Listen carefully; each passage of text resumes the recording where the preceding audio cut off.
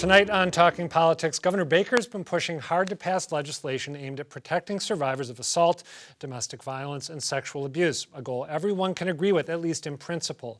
But the legislature still hasn't acted, and some advocates say Baker's proposed fixes miss the mark. We'll dive into the details ahead, but first, the conventions are over, the endorsements are in, and now it's on to September. In the race for governor, both parties' picks are in for a fight. While Attorney General Maura Healey and former State Rep Jeff Deal nabbed the Democratic and Republican endorsements, respectively, Sonia Chang Diaz and Chris Doty each nearly doubled the 15% threshold required to qualify for the primaries. The Democrats also have competitive races ahead for several other positions, including Secretary of State, with delegates choosing to endorse NAACP Boston branch President Tanisha Sullivan over seven-term incumbent Bill Galvin. On the Republican side, the lone Secretary of State candidate made such controversial comments in her convention speech that members of her own party have started distancing themselves from her campaign. Joining me to break it all down are Lisa Kashinksy, the author of Politico's Massachusetts Playbook, and former GBH State House reporter Mike Deehan, now the author of the new morning newsletter for Axios Boston, which launches on Monday. Thank you both for being here.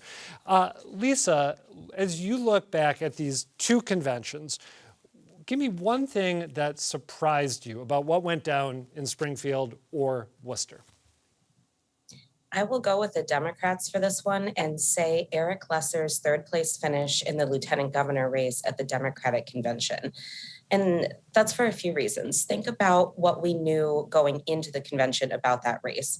We knew that Salem Mayor Kim Driscoll was leading in polling, early polling. Of course, lots of people are still undecided in that race. We also knew that Lesser was leading in fundraising, and we knew that State Representative Tammy Govea had locked up endorsements from progressive groups and was likely to, get on the ballot, clear that threshold by a bit, given the progressive activists in the crowd at the convention center.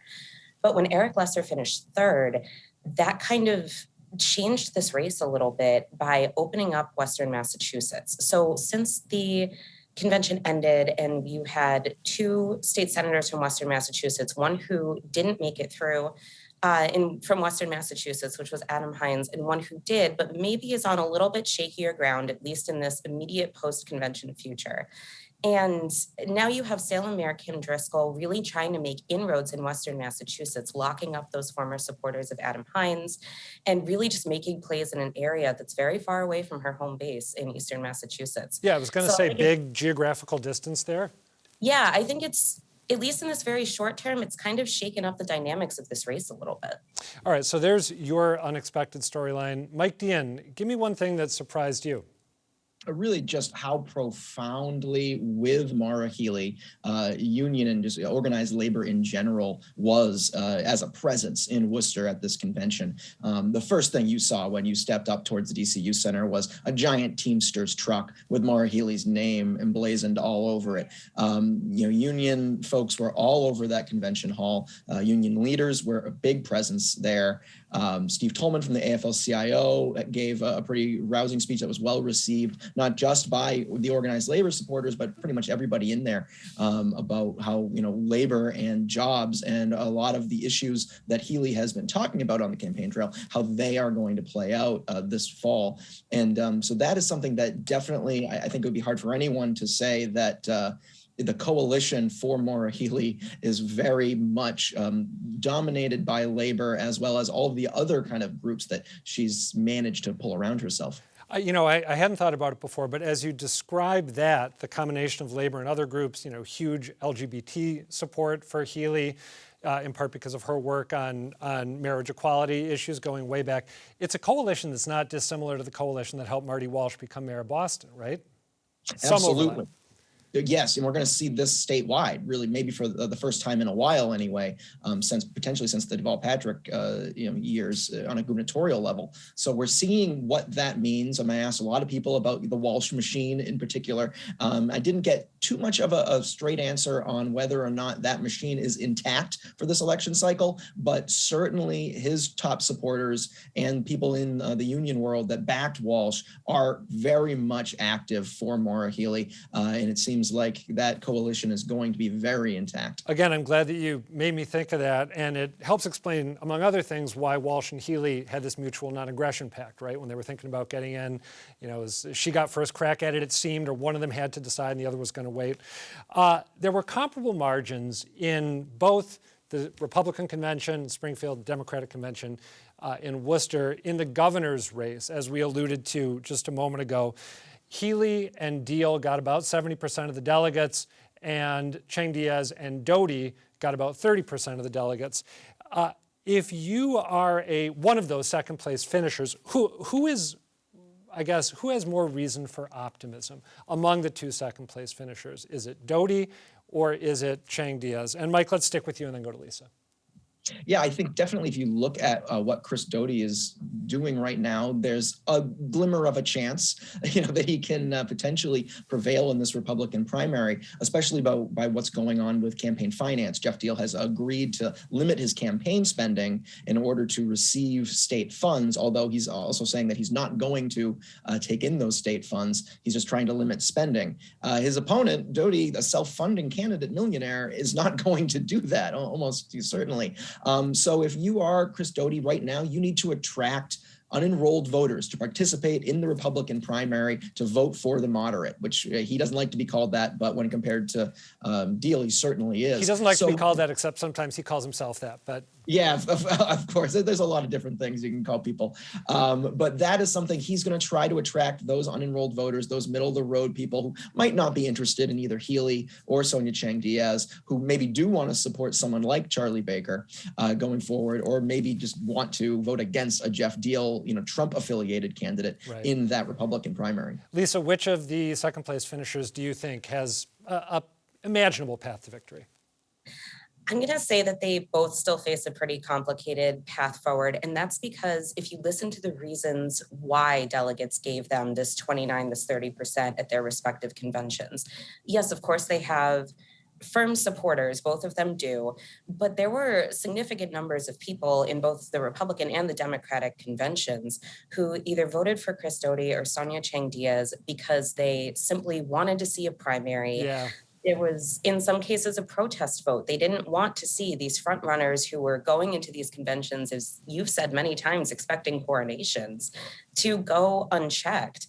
And there were some people, too, at the Democratic convention that my colleague Madison Fernandez spoke to, who really just wanted to reward Sonia Chang Diaz for her years of service on Beacon Hill and being a pioneer as the first Latina and Asian American state senator.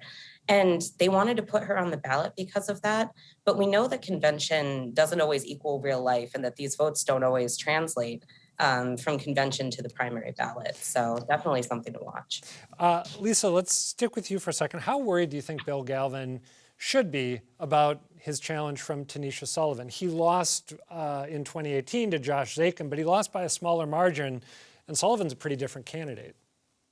Definitely, and this is absolutely something to watch going forward because, again, convention doesn't always translate to the primary ballot box. And Galvin has some significant advantages heading into this real primary fight now that we're past the activists that Tanisha, to her credit, spent many months going around to these caucuses, these town meetings, really getting her message out there as a first-time candidate.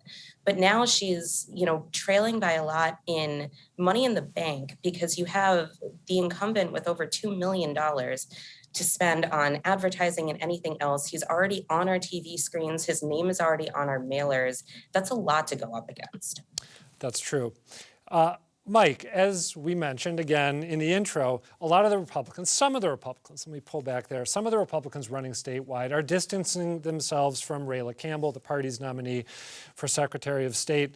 In her convention speech, she suggested that 5-year-olds are being taught they can perform oral sex on other 5-year-olds, which is something that a lot of people say, what are you talking about? She tried to offer an explanation. She cited a book that's been pulled out of some libraries across the country. Certainly does not seem to be part of the curriculum for Massachusetts public school students. She also called Democrats rotten devils. That was her term. Chris Doty, who we mentioned a moment ago, the more moderate alternative to Jeff Deal, said he wasn't sure that he could vote for Campbell after her convention speech. Let's listen to what he said on Boston Public Radio. That might be a challenge for me, given that rhetoric. It was rhetoric that was inappropriate, and it was harsh. I think we have to hold people accountable for what they say. Mike, how is the rhetoric that we've just described, how's it going to play out in a general election? Because she's going to be the Republican nominee for Secretary of State. I think, this incident showed Campbell belongs firmly on the fringe of the Republican Party. And that's a term that Republicans themselves have used for years and years. Andy Card, it's one of his favorite phrases when describing the Republican Party that he's still a proud member of. And in Massachusetts, the fringe doesn't win.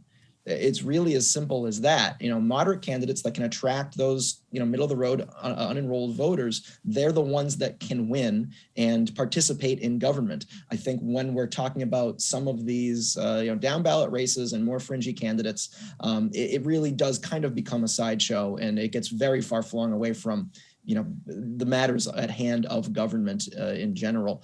The race for Secretary of State on the Democratic side is an interesting one. And I think that's what we should be looking at, because comments like this can come very close to disqualifying a Republican from really having any kind of chance on the general ballot. Lisa, Mike just mentioned the Republican fringe. I talked to one delegate in Springfield who said he identified himself as someone who likes Charlie Baker's approach to republicanism and politics. And he thought that if the current iteration of the party, going harder right, more toward Trump and Trumpism, if it fails badly in this year's election or elections, that it could create an opportunity for Bakerism, which he believes still has a bunch of people who support it and want to see it, for Bakerism to make a comeback moving forward. Do you think that's a plausible argument? I do, because Bakerism isn't dead. Yes, it's taken a back burner this cycle, but even in the crop of endorsed candidates for the GOP this year, you have Anthony Amore, who is literally running on a platform to uphold the Baker and Polito administration's accomplishments. I mean, that's basically his tagline. And he's been endorsed by the governor, who I'm sure will go out campaigning for him, down the stretch. And there are other candidates, other politicians, I should say, that you saw at this convention who can bridge the gap between the more conservative wing of this party and the more moderate wing of this party. You still have Taunton Mayor Shauna O'Connell, former U.S. Attorney Andrew Lelling, even Kevin O'Connor, the 2020 U.S. Senate candidate against Ed Markey, he was there too. And these are candidates that maybe they're not quite Baker, but they can bridge this gap and kind of be more palatable to voters writ large. They're still there. This wasn't a very hospitable cycle to them, but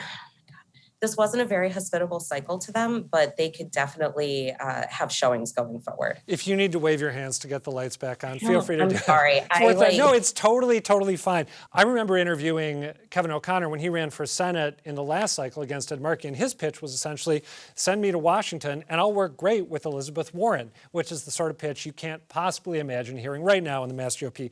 Mike, just really briefly before we go, I'd love to get your take on the results in the Democratic AG primary. Quentin Pelfrey got the endorsement in a second vote after Andrea Campbell, the former Boston City Councilor, led in the first round of voting. Is it time to change the popular assessment that Campbell is the front runner in this race, which we've heard again and again and again, with people saying Quentin Pelfrey and Shannon Liss-Riordan, are looking to catch up with her? Is that still the case? Yeah, well, I think a lot of that comes from the media portrayal of where this race stands right now, and the media is located in Boston. It's not really reflective of what we saw in Worcester at that convention hall. As we know, it's Democrats from all over the state have their say on that. And look, Pelfrey is a much more impressive candidate this time around than he was 4 years ago when he was the lieutenant governor nominee of the Democratic Party. He has spent 4 years kind of improving on this, working with the Biden administration and on his own in different projects to really become a very attractive AG candidate for the Democrats that were in that room in Worcester in the DCU Center. I think he's kind of built for the Democratic convention in a way. Whether or not that appeal carries over to the primary voters is another thing. And I think that is where you're going to see Andrea Campbell's advantage and Shannon Reardon's advantage kind of come out, because they've really been hitting the retail circuit in a way. Not that Pelfrey hasn't, but I would not copy over the results of the convention strictly into the Democratic primary. It really is anybody's race. I think that's the big takeaway, a point you have both driven home very ably here. The convention is not, in fact, the primary. Mike Deehan, Lisa Kashinksy, thank you. As he enters the second half of his final term, Governor Charlie Baker is giving a third and final push to legislation aimed at protecting victims of assault, domestic violence, and sexual abuse. His proposal would make it easier for courts to detain suspects they deem dangerous to the public by expanding the list of offenses that can trigger a hearing, allowing a suspect's previous serious criminal history to be considered, and making it easier to take suspects who violate the terms of their release back into custody. Governor Baker urged the legislature to act during a roundtable on the bill late last week. Unless we do something about this, people will have stories and experiences that can only be described as horrific and tragic here in the state that claims to be so progressive and so interested in protecting those who need their help most. While there's no disagreeing with the governor's goal, some argue his approach would have some serious unintended consequences, including a group of more than 30 legal and advocacy organizations who wrote in opposition to the bill in March.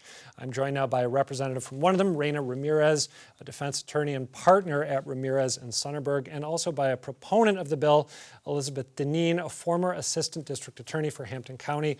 She's now the executive director of the Western Massachusetts YWCA. Thank you both for being here. Elizabeth, let's start with you. Why do you believe that the current system of pretrial detention needs to be changed? I think that there's gaps in the law as it's presently written. It does not provide adequate protections from really, truly dangerous persons in some instances. I think that when victims come forward to participate in the criminal justice system, there needs to be some sense of protection for them. And I think that by expanding some of the crimes for which someone can be held on a dangerousness hearing provides that type of protection. For instance, I do believe that crimes involving like an indecent assault and battery on a child, or a statutory rape charge, or possession of child pornography should be crimes that can trigger a dangerousness hearing if a prosecutor feels as though the facts warrant that. At this time, a prosecutor cannot ask for a dangerousness hearing. I'm going to stop you there just to get Reyna in here, but hold that thought, Elizabeth. Reyna, you believe the governor's proposals are misguided. Your objections and the objections of some other people were laid out in that open letter. What are the most important concerns that you have about what he's pushing? It's expensive, it's racist in its impact, and it doesn't actually address crime. So those three reasons are reasons I am against it, and others are as well. It's expensive because it would be indefinite detention for people to be held in our jails and held in our prisons waiting for a trial. That costs money, that costs taxpayer money to keep those individuals incarcerated. It also is not shown to do anything for the crime rate. We have studied pretrial detention, not only in this state, but also in this country, and it has little to no effect on deterring crime, so it's ineffective as well. And then in terms of racism, it also is racist in its impact. We know from the Harvard racial disparity study commissioned by late Chief Justice Gantz, that in our state, white defendants are less likely than Black and brown defendants to be held as dangerous. And we know from nationwide studies that the reason that happens is because of implicit biases wherein judges view Black and brown defendants as more dangerous.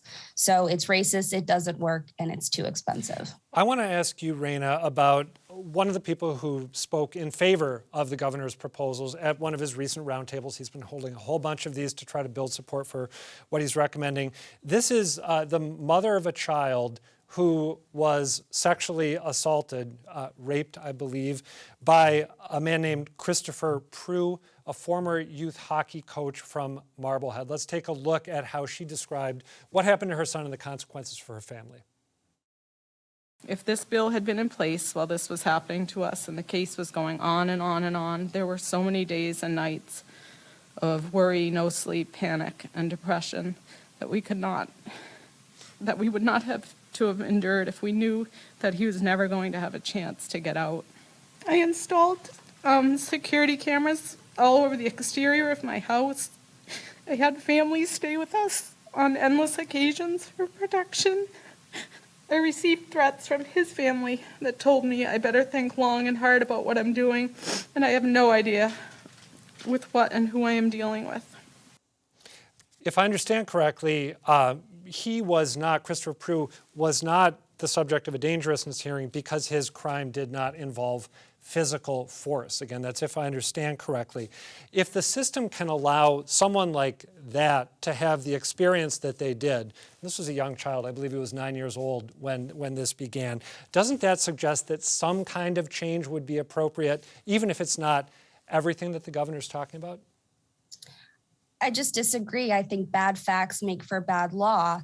And this is a very traumatic thing that happened to this family and to this young boy. Having this man held pretrial detention is not going to undo that trauma. And in this country, we have a constitution. And one of the bedrock principles of our country is that until you are proven to be guilty beyond a reasonable doubt by the government who seeks to incarcerate its own citizens, you cannot be held. And we have that protection because it would lead too often to government abuse. I understand the concern about abuse, but you can hold people sometimes, right? Just not in this particular case for reasons of danger. Correct, not in this particular case. And I would be advocating for less 58A hearings instead of more. And so any change to the law that would increase hearings, I'm against for that reason. Elizabeth, the letter signed by Reyna and the other critics of the governor's proposals stressed that the impact of the changes the governor is proposing, as Reyna has said, will almost certainly be borne by marginalized communities. I want to quote a little bit from the letter because this is an important point. They talked in the letter about how the bail system was changed recently to make it harder to just hold poor people indefinitely. And then they went on to say that if the governor's changes were implemented, these people will be held not because they are unable to afford bail, as they once were, but instead based on a perceived but unproven danger to society. There is no data to support these reforms, but there is ample history of racial disparity in the criminal legal system to know that their impacts will be felt most acutely by Black and Latino individuals, families, and communities. As a supporter, what's your response to those concerns? I don't believe this is about race at all. A judge is going to have to listen to the facts, and so the defendant has due process rights guaranteed. The judge will listen to the facts. Both sides get to present evidence. A judge is going to have to make the determination and make findings after that can be appealed. So I think it's about fairness, not about race. Elizabeth, I'd like to stick with you for a second. The governor has proposed a whole bunch of different changes to the system, some of which we described, some of which we haven't been able to get into because it's just so detailed.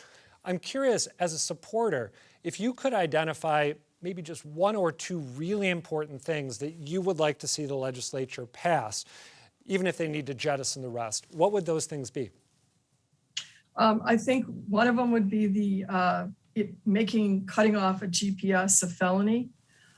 In Springfield, we had a situation here with Stuart Weldon, who was on a GPS for assault by means of a dangerous weapon. He cut off his bracelet right on the courthouse steps, disappeared in the wind. And in May, 3 months after that, he was stopped at a traffic light for a traffic violation. He had a victim in the car with him, and that particular woman begged the police to save her and investigate his house, his mother's house, where they found 3 dead bodies, and 20 women came forward to say that he sexually assaulted them.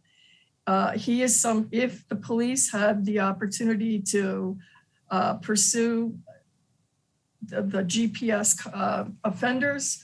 And as a felony, I think it would be treated more seriously and there'd be consequences for it. Right now, there isn't. It's only a misdemeanor. Okay, Reyna, let me ask you a similar version of that same question. I'm wondering if there is anything in the raft of proposals that the governor has put out there involving dangerousness and changing the system. Are there any suggestions that he's made that you think might have some merit or be reasonable to approach? Or do you believe that the entire array of proposals that he's put out are off base? I think they're entirely off base. I would hope that the next governor is an actually progressive person and would put forth a 58A bill that limits the practice instead of expands it. And, you know, making things felonies, the analogy or the example she gave, that person was also already committing multiple crimes that are very serious, like kidnapping. It sounds like perhaps trafficking. The fact that he cut off his GPS and it was only a misdemeanor doesn't really address his behavior. And when a person does that, they can be hauled back into court for violating a condition of release and have their freedom revoked. So again, I think, you know, making more crimes, making the crimes more serious, doing any of these things is not actually addressing the problem we say we want to address, which is safety. Let me ask you about just one other piece. One of the governor's proposals is if someone is observed violating the terms of release, their terms of release. For example, if a estranged husband has threatened to kill his spouse, he's told make no contact with her. He goes back and then is seen by police waiting around outside her house. The governor would like to have that person able to be detained immediately rather than having to go to court to get a warrant to detain him for violating the terms of his release. Might that be appropriate? And unfortunately, we've only got about 20 seconds left. No, it's not appropriate because the warrant process is very quick. It's not some delay thing. It's not how normal people have to go around and wait in court all day for something to happen. They can get emergency warrants if they want. So the process already adequately protects and gives the police the power to bring people in who violate in that way. Last question, I swear. How long would it take potentially to go get a warrant for someone who does something like that? I would say less than 24 hours. And obviously, if they think somebody is a threat and is committing a crime in that moment, like stalking or harassment or threats or anything like that, then they can make an arrest on scene. So, this hypothetical, I just feel like there are a lot of anecdotes put forth by the governor's proposal, and they can Thanks all be for talking us through the... Sorry to cut you off. Thank you for that explanation. Reyna Ramirez and Elizabeth Dineen, thank you both for discussing all this. Before we go tonight, a bit of news. Talking Politics is heading into our official summer hiatus after this episode.